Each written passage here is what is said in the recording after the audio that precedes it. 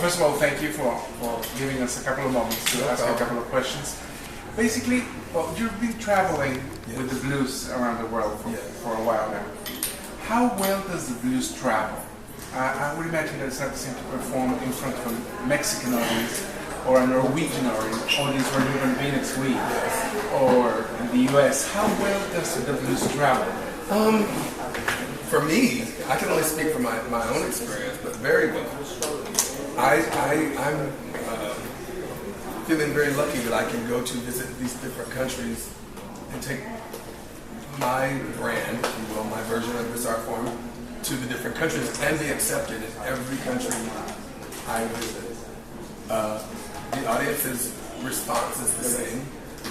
I was a little concerned when I came to the first time I came to Mexico, because I knew that there would be a language barrier. I thought there would be, but there wasn't, first of all, no more than Norway or Skopje, Macedonia, where I'll be going in October. Next month, at the end of next month. So the audiences basically are the same, and I was saying earlier that I think it's about presenting oneself honestly to an audience, and they respond in the same way, in spite of language barrier, because they don't necessarily need to hear the words. They hear melody, and they feel the emotion, and the emotion is the same, no matter what language you speak. You've been coming to Sonora, basically, for a couple of times this year. How has each experience been? I was saying also earlier that the biggest difference between Hermosillo and Obregon or Alamos is the heat. It's really hot here. But it's been the same quality of experience with the audience. It's been the same with all three. A couple of days ago, there was a TED Talk right here in Hermosillo, and it was about heat, basically, and how it affects the way we speak. Yeah. How does it affect your singing? You know, I think I like it better when it's hot and humid as it is here. The humidity is very good for the voice. The thing that's not good for the voice is air conditioning. So it dries everything out. But so I prefer air conditioning. So what I actually do before the show is I make sure I go out and breathe the regular air for half hour or an hour, just so that I can get myself so. But you know, how does it affect my? It doesn't. I don't think it has that big of the heat itself doesn't really have an effect, other than it's preferred over air conditioning. And let's talk about a bit about the show. Yesterday you had a performance at the Teatro, Ciudad, and next Saturday there's going to be the second one. What can the audience expect from an Earl Thomas show? Somebody that has never been. Someone that's never been. Oh wow! I think they'll see an artist that is very true to his music, very true to his art form, very honest on stage. I hold nothing back.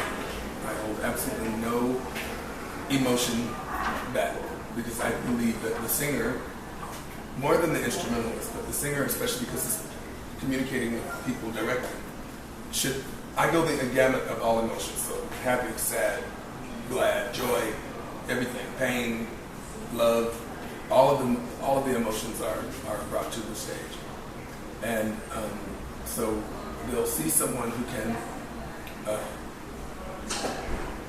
navigate through all of those emotions and translate those emotions to the audience. And finally, what would be one of the misconceptions about the blues? Some people would think that it's this tragic music and sad, and which can be, of course. Yes. But what is one of the biggest misconceptions about the blues?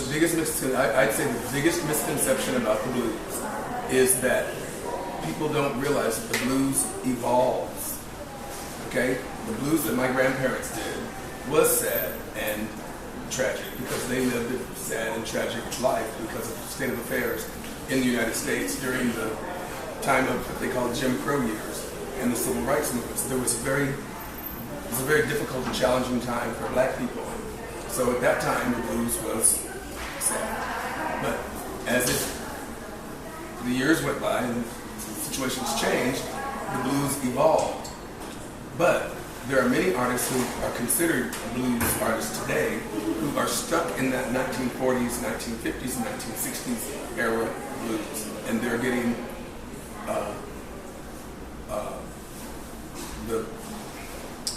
they're getting their message wrong, but people don't know that. They don't know that the blues of my forefathers, which is the blues, the original blues, has evolved into artists like myself or Jaloma, right? We've moved into the modern world. And brought the blues with us. The blues was with us the whole way, and the blues is about one's own personal life experience. So my life experience is completely different than that of my grandparents. So my expression of blues is going to be completely different. It's going to be honest. It's going to be my life, but it's not going to be, sad and downtrodden because I didn't live that life. Like I said, many artists today are still singing my grandparents' music. It would be much like, I used this analogy once before. If I were to come to Mexico and learn old Mexican folk songs, right? And say the words phonetically correct, and then go out and get some guys together, put a band together, and I go out and start singing these old Mexican folk songs, calling myself a mariachi singer, but I don't speak a word of Spanish. Okay? That's what the blues has. One segment of the blues is like that. But in my case, I actually have brought it with me. Excellent. And finally, one final question. What are Earl Thomas's musical influences like? My musical influences have always been, number one, Tina Turner. Of course. Of the Ike and Tina years. But their full career, but originally it was Tina Turner, since I was 11 years old. I loved I studied mostly female singers. So Tina Turner, Gladys Knight,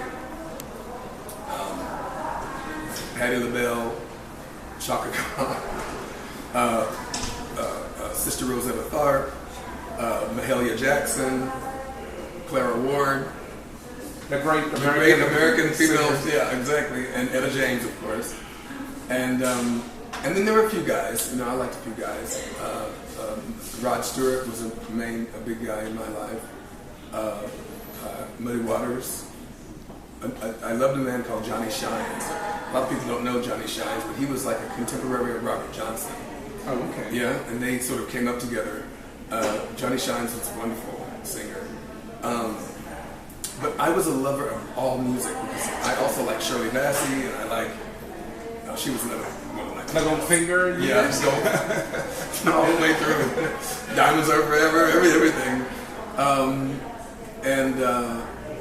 So my vocabulary, musical vocabulary is very broad. I could listen to Leontine Price and Shirley Bassey and Tina Turner and Patti LaBelle all in the same, session. So I have a very broad musical taste. So, well, thank you very much. We hope to see you on Saturday with a great performance. All right, thank you. Thank you.